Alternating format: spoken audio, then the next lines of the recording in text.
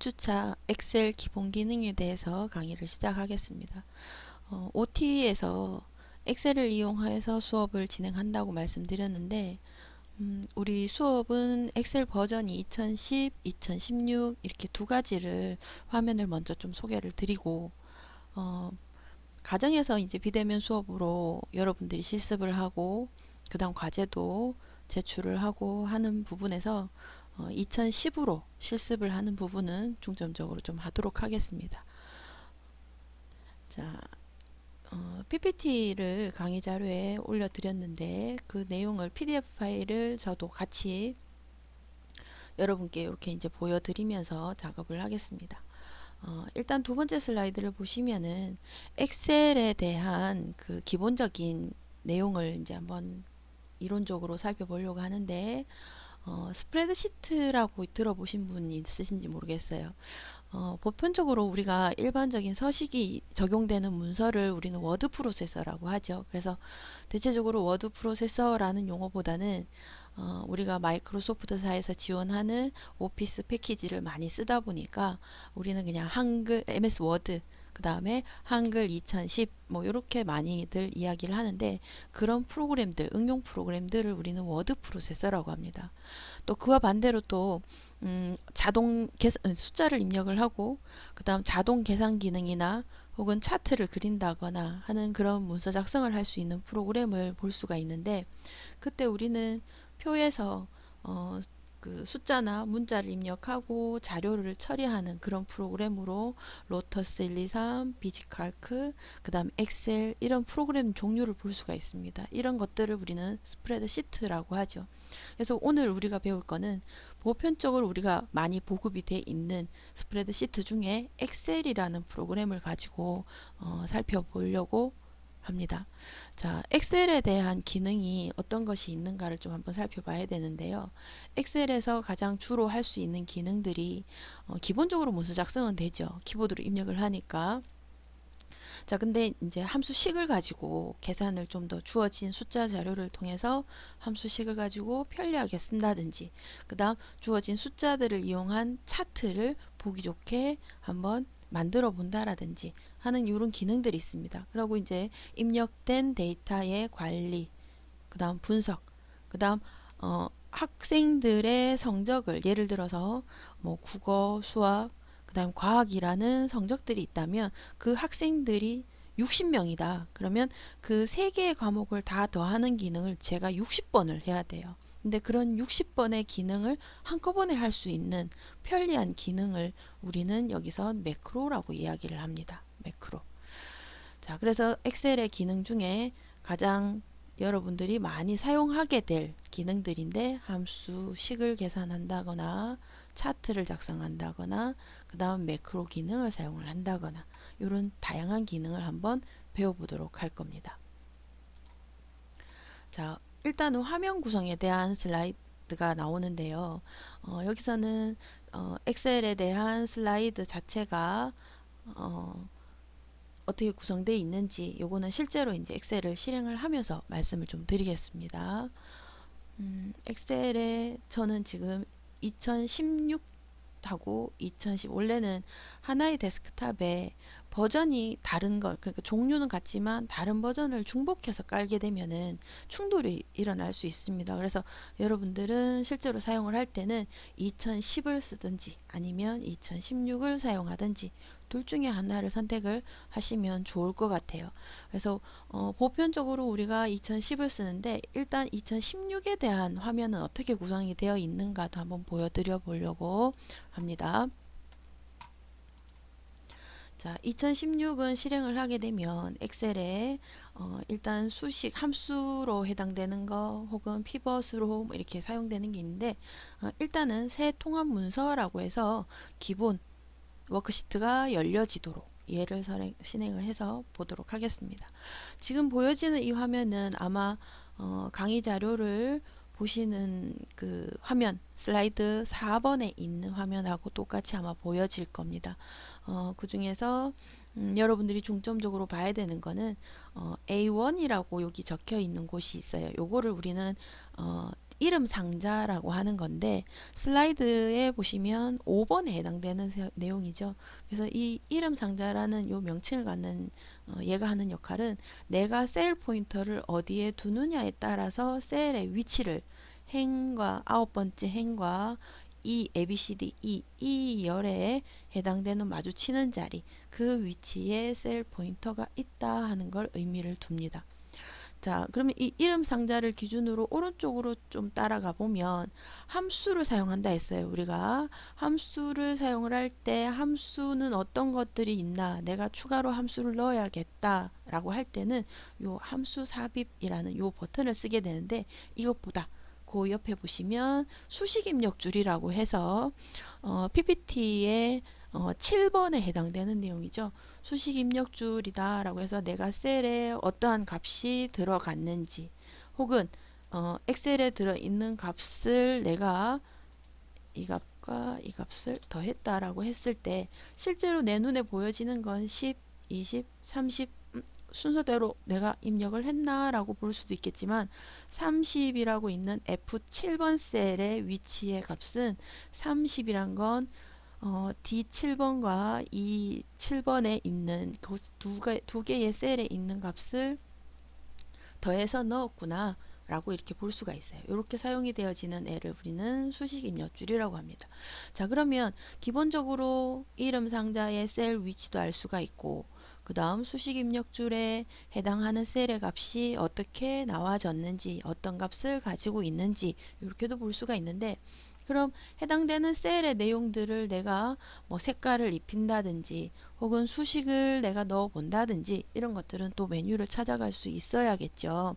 자, 그럴 때는 위에 이제 파일 메뉴부터 홈, 삽입, 페이지 레이아웃 이런 메뉴들이 있는데 여기에 해당되는 이 메뉴를 우리는 파일 탭이라고도 하고 아니면 기본 리본 메뉴 기본 탭이다 라고 얘기합니다. 그래서 요건 파일 탭, 홈부터 보기까지의 요 메뉴들은 리본 메뉴의 기본 탭이다 라고 이야기를 합니다. 그래서 기본 탭과 위치를 좀 살펴봤는데요. 화면의 위치. 자, 화면 구성에서 가장 중요한 것도 다시 열머리글과 행머리글이 있습니다. 열머리글과 행머리글. 자, 제가 화면을 조금 키우겠습니다. ABCD로 나와 있는 요 놈은 우리가 열머리글이라고 하고 숫자로 나와 있는 얘들은 행머리글이라고 이야기를 합니다. 자, 그리고 나서 행과 열이 마주치는 자리 셀 포인터의 셀들, 각각의 셀들이 모여 있는데 이 셀들이 모여서 구성하고 있는 이 부분을 우리는 워크시트라고 이야기를 합니다. 그래서 시트 1, 시트 2 이런 식으로 추가가 될 수가 있겠죠. 자, 그러면 시트를 한번 추가를 한번 해볼게요. 시트를 추가하기 위해서는 셀 포인터를 아래로 쭉 내려보면 마우스 커서를 내려보면 시트 1이라고 있습니다. 여기서 시트를 한번 추가를 해볼게요. 시트 1은 시트 1 뒤에 플러스 기호가 있어요. 그러면 이 놈을 한번 누르면 하나가 추가가 되고 또 한번 누르면 또 하나가 추가가 되죠. 누른 때마다 시트가 추가가 될 수 있다. 자, 그래서 시트가 하나, 둘, 세 개가 있다고 치면 노트가 있을 때 한 세 장의 페이지가 있다. 이렇게 구성을 생각을 하시면 돼요. 자, 시트 1의 이름을 한번 바꿔보겠습니다. 가장 쉽게 바꾸는 방법은 시트 1에서 마우스 커서를 더블 클릭을 하게 되면 시트 1의 글자가 음영색으로 표시가 나요. 그럼 요거를 우리가 1분기 그 다음 시트 2에 가서 2분기 이런 식으로 우리가 바꿀 수가 있습니다. 시트 1, 시트 2. 근데 나는 시트 1, 1분기, 2분기. 난 1분기, 2분기만 있으면 돼. 시트 3은 내가 필요가 없었네. 추가를 했는데, 그죠? 자, 그럴 때는 시트 3에서 마우스 커서를 눌러서 얘를 삭제, 이렇게 누르시면 삭제도 가능해요. 자, 근데 1분기, 2분기 시트가 한 10장이 있어요. 그 중에 나는 시트 3번 혹은 2분기가 나는 가장 중요한 시트 같다. 그러면 우리가 구분을 좀 해줄 수도 있겠죠. 자, 그래서 이때는 시트 바꾸려고 하는 시트에서 마우스 오른쪽 버튼을 누르게 되면 메뉴가 뜹니다. 요런 이제 빠른 메뉴가 뜨는데 거기에서 아까는 시트 1, 2 이름을 더블 클릭했더니 이름을 바꿀 수 있다라고 했죠.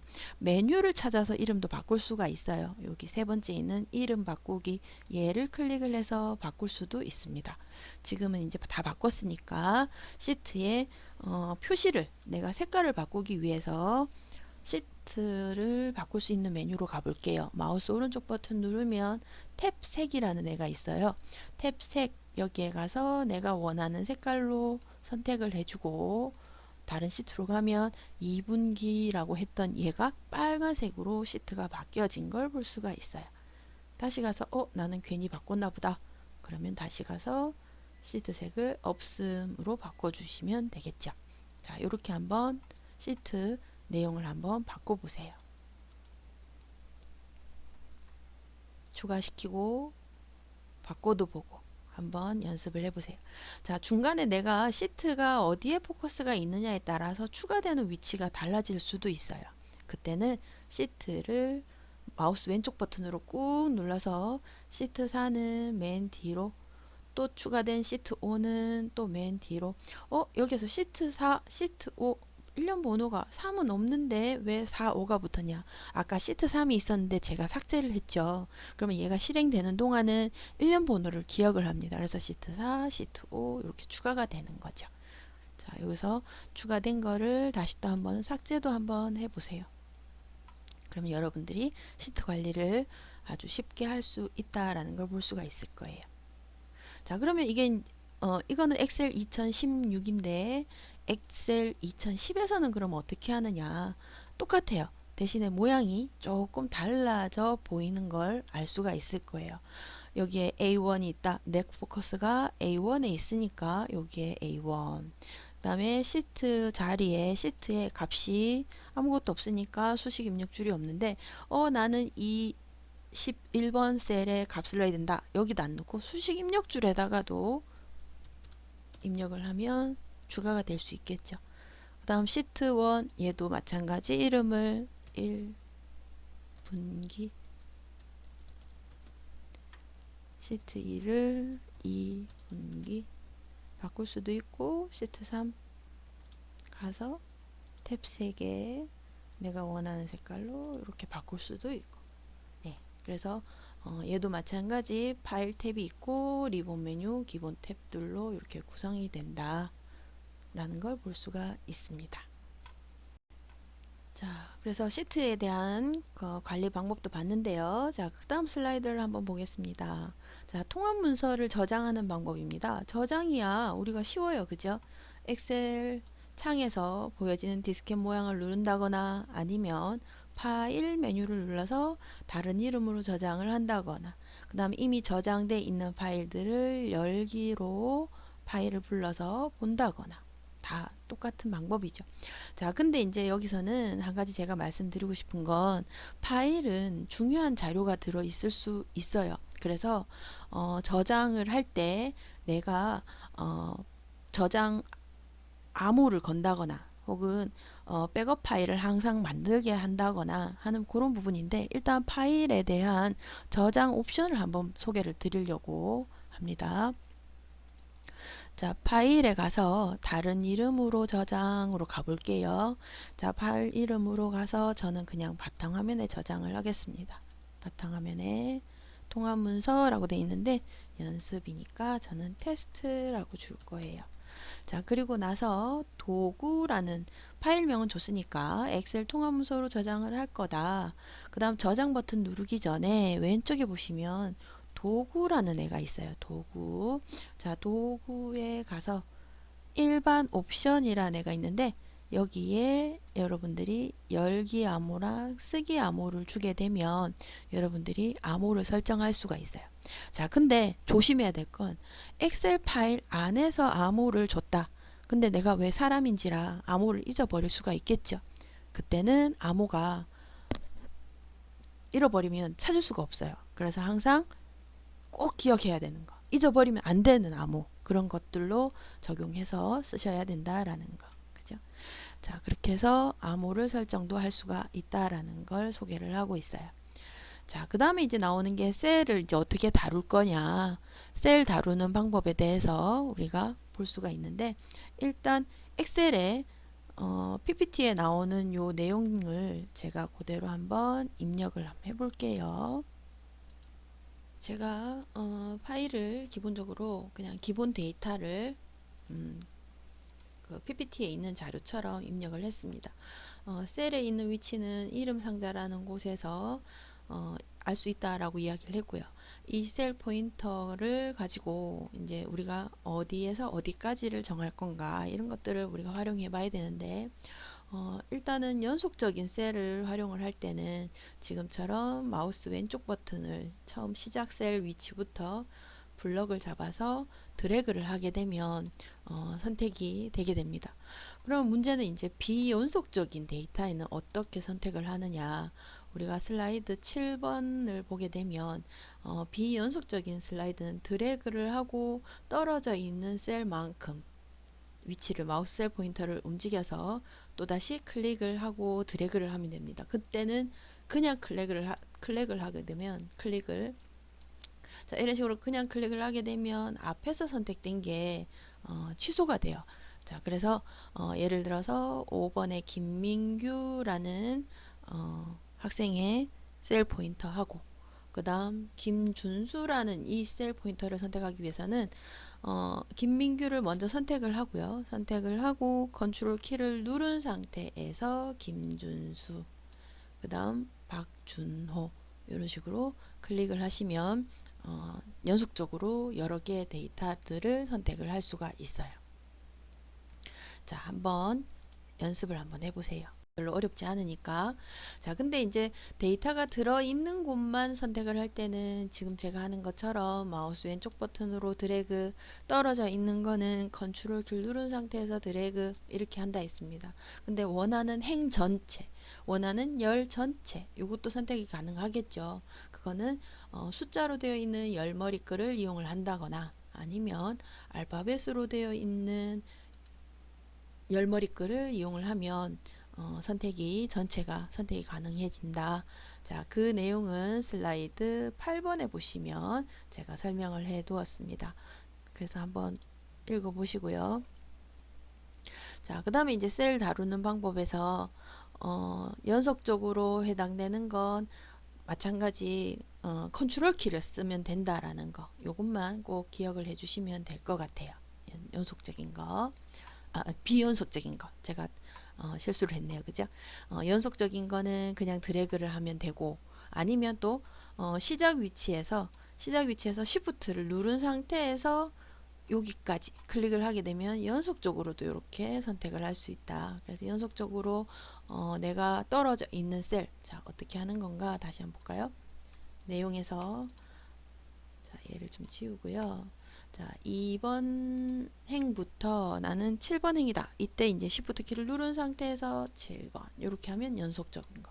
또 2번 행 선택하고 컨트롤 키 누른 상태에서 클릭하면 떨어져 있는 셀들이 선택되어진다라는 거. 열도 마찬가지겠죠. 행도 그러니까 B열 Shift 키 누르고 F 하면 전체 다. 다시 B열 선택하고 컨트롤 키 누르고 하나하나 띄워서 선택할 수 있고, 자, 이렇게 선택되어지는 것, 그러니까 연속적인 선택이냐 비연속적인 선택이냐 하는 거는 나중에 나중에 가면 여기 삽입에서 차트를 입력을 할 때 그 기능이 또 유용하게 쓰여요. 그래서 연속적으로 데이터를 쓸 거냐, 떨어져 있는 셀을 선택을 할 거냐 하는 거, 그때는 우리가 방금 봤던 것처럼 Shift 키를 누르느냐 아니면 컨트롤 키를 누르느냐 하는 거, 요거를 꼭 기억을 해주시면 좋겠습니다. 다루는 방법을 살펴보았고요. 이제는 슬라이드 10번에 보시면 데이터 입력하기라는 부분이 있습니다. 그래서 데이터 입력할 때 숫자가 음수일 경우, 자, 지금 여기 보시면 제가 미리 화면을 이렇게 입력을 하고 나서 글자가 너무 작다 그러면 화면 오른쪽 하단에 보시면 퍼센트 나와 있는 부분이 있어요. 요거를 클릭해서 화면을 좀 더 키워서 여러분들이 작업을 할 수도 있습니다. 자, 일단 숫자가 이렇게 들어 있는데 음수를 나는 표현을 해야 되겠다라고 하면, 자, 여기 9만원, 정솔희가 9만이라고 숫자가 있습니다. 여기서 이제 요거는 없으면 양수, 있다면 음수, 이렇게 표현을 할 수가 있다. 그래서 숫자 앞에 음수 기호를 붙이느냐, 그 다음에 뭐 색깔로도 나중에 표현할 수 있는데 그거는 셀 서식에서 말씀을 드릴 거고요. 그 다음 이제 천 단위 구분으로 나타낼 때는 쉼표, 소수점은 마침표를 기준으로, 그 다음 통화 기호는 반드시 숫자 앞에 오는 모양처럼 쓰여집니다. 통화, 예를 들어서 뭐 원 표시를 붙인다거나 하는 경우. 자, 그 다음 백분율은 숫자 뒤에 쓰여집니다. 숫자 뒤에 이렇게. 그 다음 분수를 입력할 때는 중간에 반드시 공백이 이런 식으로 하나가 들어갑니다. 공백을 두어서 숫자를 표현하고요. 그 다음에 숫자가 이 셀에 들어갈 수 있는 숫자가 12자리가 넘어버린다 라고 하면 지수 형태로 표시가 됩니다. 그래서 여러분들이 셀의 범위가 이렇게 작은데 지금 슬라이드에 있는 내용처럼 중간에 알파벳 E가 보여진다. 그러면 아, 숫자가 12자리가 넘어서 이렇게 보여지는구나. 이렇게 이해를 하시면 될 것 같습니다. 그래서 숫자에 대한 데이터 입력 방법, 입력된 숫자의 데이터를 어떻게 나타내는지 살펴보았는데요. 우리가 날짜하고 시간은 뒤에 동영상에서 좀 끊어서 가도록 그렇게 하겠습니다. 앞에서 배웠던 셀 다루기에 대한 부분을 한 번 더 숙지를 좀 해주셨으면 좋겠습니다.